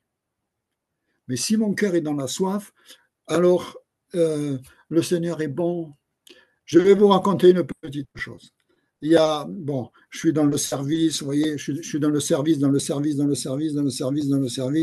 C'est super, on se réjouit, c'est super, c'est formidable. Mais des fois, même dans le service, on a besoin d'être ressourcé, renouvelé. C'est vraiment très important. Et ce week-end-là, le week-end qui vient de passer, on avait un week-end de cellules là. De rassemblement. Et c'est pas moi qui portais, moi je jouais un peu de guitare, voilà, je faisais la louange, je me suis régalé, mais c'est pas moi qui portais. Voilà, les frères, ils ont conduit ça formidablement. Il y avait un pasteur prophète. Et j'avais prié au Seigneur, j'avais dit au Seigneur, Seigneur, Bon, avant il m'avait dit, va ce week-end. Donc j'ai dit, Seigneur, tu m'envoies ce week-end, ok, j'y vais, j'obéis, ok, mais je te prie, Seigneur, parle, adresse-moi quelque chose. C'est vraiment très très rare que je parle comme ça. Voilà, ça paraît un peu égoïste, mais c'est vraiment très rare. Peut-être ça faisait presque 10 ans que je n'avais pas parlé comme ça, vous voyez, parce que des fois on en a besoin. Quand on a soif, le Seigneur y répond.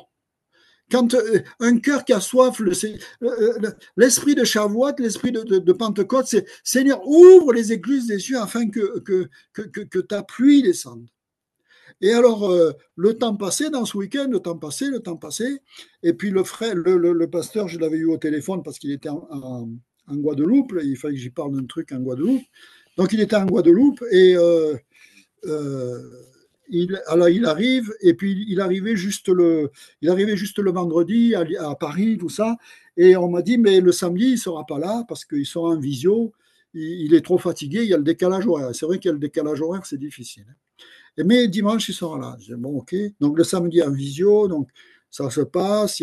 C'était un peu compliqué avec la technique, tout ça. Bon, Seigneur, Seigneur, voilà. La journée du samedi se passe. J'attendais, voilà. Et je crois qu'on était beaucoup à attendre aussi. Voilà, on a besoin de rafraîchissement. On a besoin de rafraîchissement. Et, et, et le dimanche, voilà, ça se déroule. Et puis ceux qui organisaient, ils commençaient à pouvoir à parler. Puis le pasteur, il parlait pas trop, là. Hein. Il était fatigué, tout ça. Et puis, à un moment donné, il dit, j'ai quelque chose à dire, mais pour l'instant, je dis rien. Bon, ok, Seigneur. Hein. Alors, on attend, le temps passe, c'était midi, le temps passe, c'était long. Et vous savez, quand on attend, c'est long. Quand on attend dans nos vies, c'est long. On a besoin de rafraîchissement, c'est long. Les disciples, là, ils avaient la promesse, du Saint-Esprit, ils ne savaient pas ce que c'était, mais ils avaient la promesse, allez à Jérusalem, vous allez recevoir quelque chose, allez à Jérusalem, vous allez recevoir quelque chose. Ils attendaient. Je suppose ils étaient vraiment attentifs à tout ce qui se passait, parce qu'ils attendaient, ils avaient soif. Et donc, ça passe, le temps passe, et enfin, le pasteur, il commence à parler, Pierre Daniel, il commence à parler, prophète Pierre Daniel, il commence à parler, et puis il parle aux anciens, il parle aux gens qui sont proches, tout ça.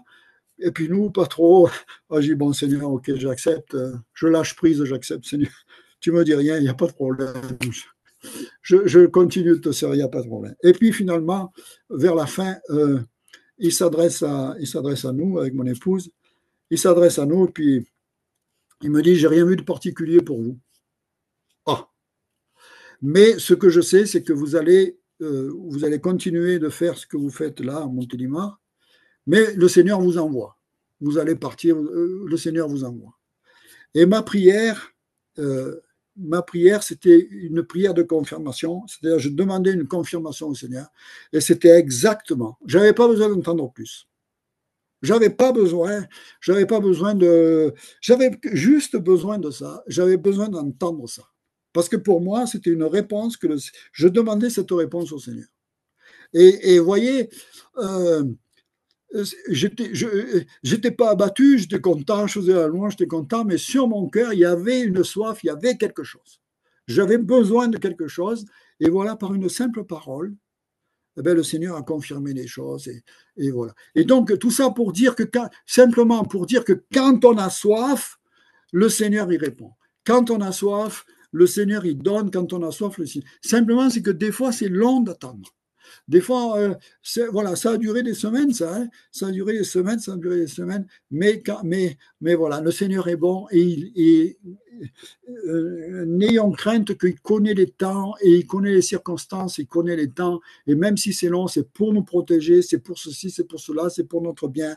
Même si c'est long, c'est pour notre bien.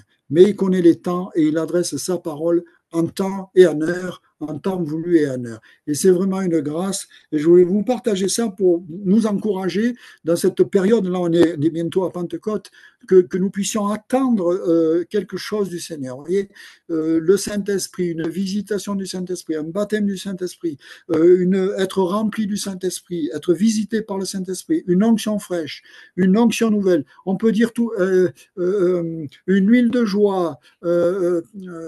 Il a changé la tristesse en joie. Il faut vraiment s'attendre, parce on peut s'attendre de la part d'un homme, on peut s'attendre de la part de conseils, mais il y a une grâce, et c'est juste et c'est bien, mais il y a une grâce particulière quand ça vient du ciel.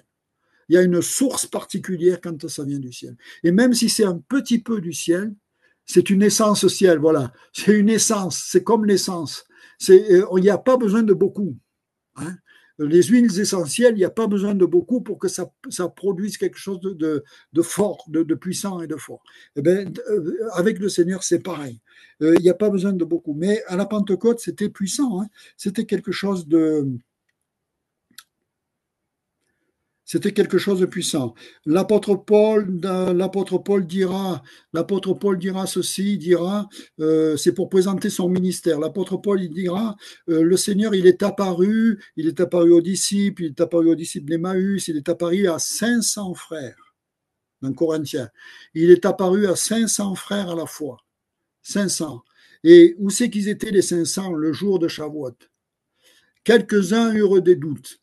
Vous voyez, même si le Seigneur il apparaît, même s'il est puissant, s'il apparaît, la notion du doute, elle est vraiment, c'est un piège vraiment important, la notion du doute. Et à Shavuot, les écluses des cieux s'ouvrent, que cette année, la prière ce soir, c'est que cette année, Shavuot, ce soit les écluses des cieux qui s'ouvrent. Quelque chose d'important, que les écluses des cieux s'ouvrent pour les uns, pour les autres, afin qu'il nous remplisse, afin qu'il libère sa grâce, qu'il libère son onction, qu'il nous remplisse. C'est vraiment important. L'apôtre Paul,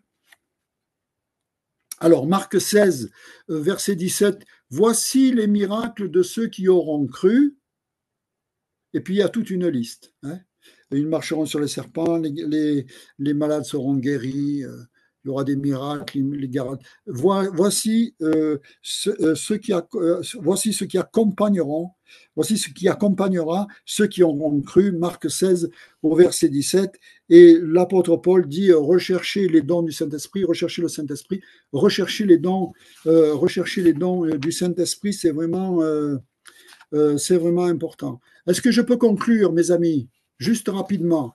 Est-ce que je peux conclure pour aujourd'hui? Pourquoi c'est important les fêtes d'aujourd'hui? Je vais essayer d'expliquer rapidement pourquoi c'est important. Rapidement, mes amis, c'est un enseignement qui pourrait durer des heures et des heures, mais je vais juste essayer de tracer des grandes lignes et puis sans doute que vous l'avez déjà entendu, pourquoi c'est important les fêtes. Pourquoi c'est important Israël? Pourquoi c'est important les fêtes? Pourquoi c'est important de considérer Israël? Pourquoi c'est important de considérer les fêtes de l'Éternel? D'abord, je voudrais, par rapport à Israël, je voudrais bien préciser certaines choses. Parce que c'est compliqué avec Israël en ce moment. Hein. C'est compliqué au niveau politique, au niveau géopolitique, voilà, c'est compliqué.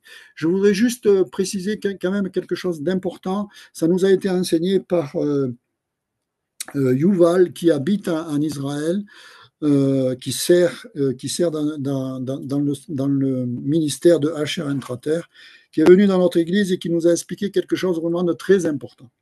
Il a dit, voilà, on ne peut pas être pour Israël, être favorable à Israël, demander la bénédiction d'Israël et en même temps ne pas demander la bénédiction sur le monde d'Ismaël, le monde arabe, le monde d'Ismaël. C'est vraiment très important, les deux. Voilà. Il y a quelque chose qui est de la bénédiction, parce que Isaac a été béni, Ismaël, la branche d'Isaac a été bénie, dans la parole, hein, dans la Genèse, et la branche d'Ismaël a été bénie. Donc il y a une bénédiction sur les deux. Simplement, c'est que, alors je ne saurais pas vous le redémontrer, mais croyez-moi sur parole, voilà, mais c'est biblique. Et on le voit dans les mouvements, dans le livre de la Genèse, dans les mouvements, dans les géographiques qu'il y a dans le livre de la Genèse. La terre d'Israël, le territoire de Canaan, il est pour Israël, parce que c'est là que la bénédiction, c'est sa bénédiction. Et les territoires qui sont tout autour, ils sont pour le monde arabe et c'est leur bénédiction. Il y a une bénédiction pour le territoire de Jérusalem et d'Israël, le territoire de Canaan. Il y a une bénédiction de la terre et pour le monde tout autour, il y a une bénédiction financière. Pourquoi? Parce que le monde tout autour, les terres tout autour, c'est des terres, c'est l'Irak, c'est la Syrie, c'est plus bas, je ne sais plus ce qu'il y a là, c'est le Liban, c'est toutes ces terres autour. C'est des terres qui sont riches en pétrole. Et c'est des terres où il y a la bénédiction. C'est une bénédiction financière. Mais les deux sont dans les notions de bénédiction.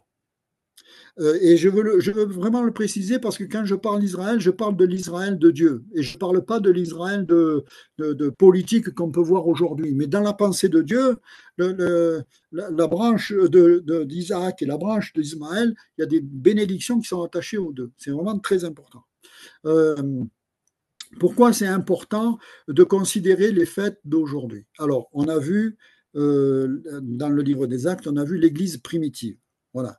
Après l'Église primitive, il y a eu l'Église des nations, c'est-à-dire le voile a été mis sur le peuple juif de façon à ce que le voile et même la persécution a été mise sur le peuple juif et sur les premiers disciples, de façon à ce qu'ils aillent dans le monde. Parce que les premiers disciples, ils seraient restés à Jérusalem, ils auraient été très contents. Un peu la Samarie, un peu la Judée, tout va bien. Mais par contre, Israël a été envahi en 70, ça a été la diaspora, ils ont été obligés d'aller par les nations et les disciples aussi. Et donc, il y a eu la notion de l'évangélisation des nations. Je rappelle que la fin de l'évangile de Matthieu, Matthieu 28, dit allez par toutes les nations et faites des disciples, baptisez-les au nom du Père, du Fils et du Saint-Esprit. Ça veut dire que dans le plan de Dieu, l'évangile doit être annoncé jusqu'aux extrémités de la terre, c'est ce qui est marqué. Et quand l'évangile est annoncé jusqu'aux extrémités de la terre, c'est la fin du temps des nations. Et mes amis, il semble que nous soyons dans cette époque ou déjà entré ou pas mal entré dans cette époque de la fin des temps des nations. Ça veut dire que l'évangile, elle est allée jusqu'aux extrémités de la terre. Donc les extrémités de la terre, c'est par rapport à Jérusalem. Et Jérusalem, l'extrémité de la terre, c'est vers Nouméa, la Nouvelle-Calédonie, c'est exactement l'extrémité de la terre, c'est ça. Donc sans doute que l'évangile, elle est allée, elle a été annoncée à toutes les tribus ou à toutes les nations, et sans doute qu'il manque encore un peu, encore des tribus ou des nations, des clans, des familles qui n'ont pas encore entendu la parole, mais je mets des doutes parce que même en Amazonie, dans des peuples dans des tribus qui sont très retirées de la vie civile, de la vie de nos jours, qui vivent encore vraiment dans des traditions anciennes. Eh bien, par exemple, Nicolas Hulot, il est allé chercher quelqu'un en Papouasie pour apprendre sa langue et l'amener à Paris. Voilà. Donc, qu'est-ce que je suis en train de dire? Je suis en train de dire que sans doute l'Évangile a fait une énorme progression et on est dans ces temps des nations qui se finissent. Une horloge qu'il faut regarder, c'est pour ça que c'est important Israël, c'est une horloge par rapport aux prophéties bibliques qu'il y a dans Daniel ou dans Ézéchiel et toutes les prophéties bibliques qui ont déjà été réalisées. Et ce que nous voyons de nos yeux, c'est Israël, et parce que Israël est l'horloge de Dieu, le chrono de Dieu et l'horloge de Dieu. Or, là je fais court très rapidement, mais depuis 1897, congrès de Bâle, jusqu'à 2018, pendant ce temps-là, Israël a retrouvé déjà l'idée d'avoir un territoire en 1897, mais après, en 1948, a retrouvé un État, en 67, a retrouvé un territoire, des frontières, avec la guerre des 6 jours. En 2017, une capitale, Jérusalem, pas par toutes les nations, mais les plus grandes nations reconnaissent Jérusalem une capitale. Et en 2018, ils ont retrouvé une constitution. Chez eux, ça s'appelle les lois fondamentales. Donc, si vous voulez, il y a une notion importante par rapport à Israël. Je donne un peu ces éléments parce que ça nous ramène à aujourd'hui. C'est important de voir un peu ce qui se passe en Israël et d'essayer de voir par rapport aux prophéties bibliques. Je ne suis pas en train de parler de la reconstruction du troisième temple, je ne suis pas en train de parler de la vache rousse, je ne suis pas en train de parler de tout ça.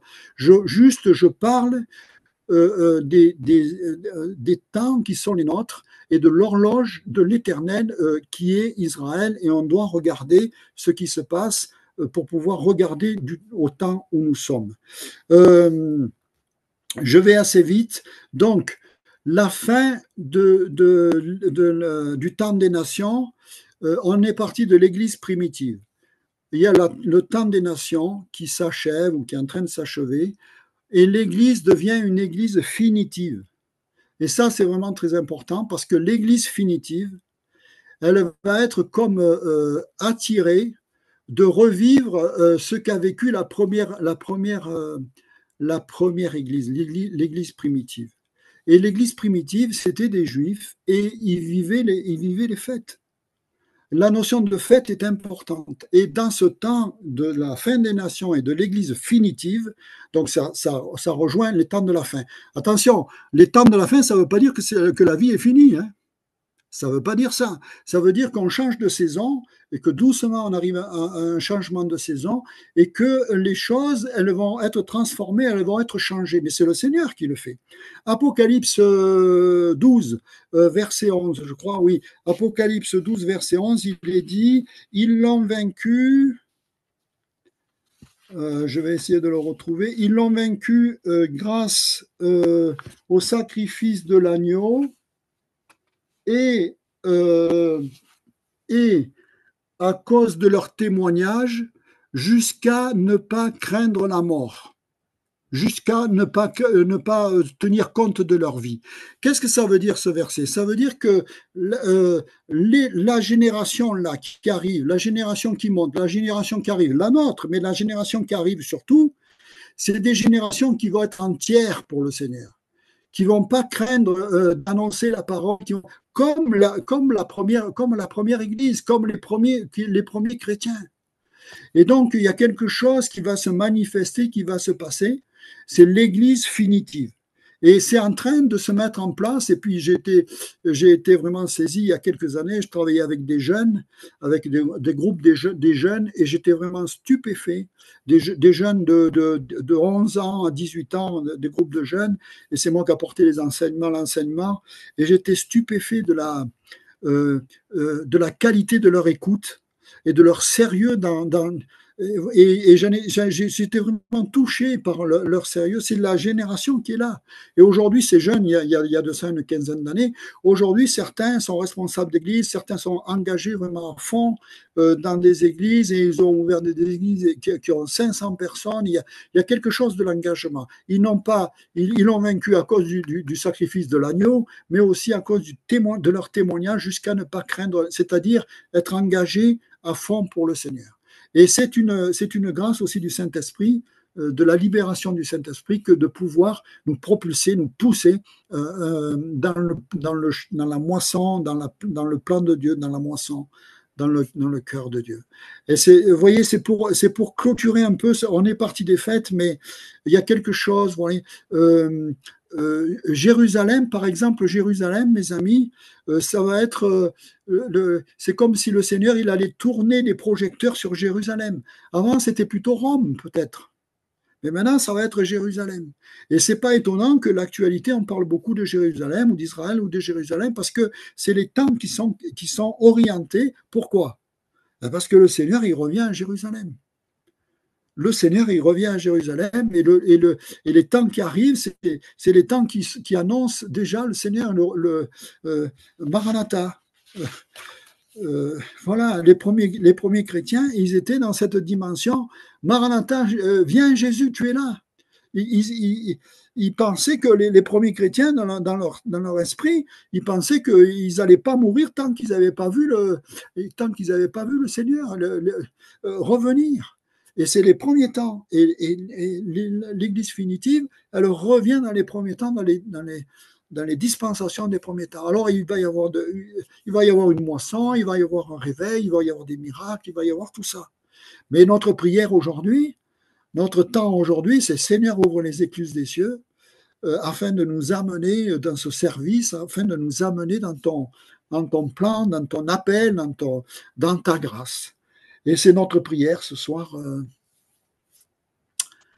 C'est notre prière ce soir. Je crois que je vais m'arrêter là parce que ça fait beaucoup de choses mais c'est enregistré, donc on pourra les puiser, voilà, puiser des choses ça et là, mais vraiment c'est important. Cette notion des fêtes, c'est vraiment important de considérer dans les temps d'aujourd'hui, dans les temps d'aujourd'hui. Eh bien, merci, merci Dominique. C'était waouh, c'était très, très, très riche. On va dire au revoir à nos amis qui vont nous suivre ou qui nous ont suivis sur Facebook et on va continuer ensemble. On leur dit à bientôt.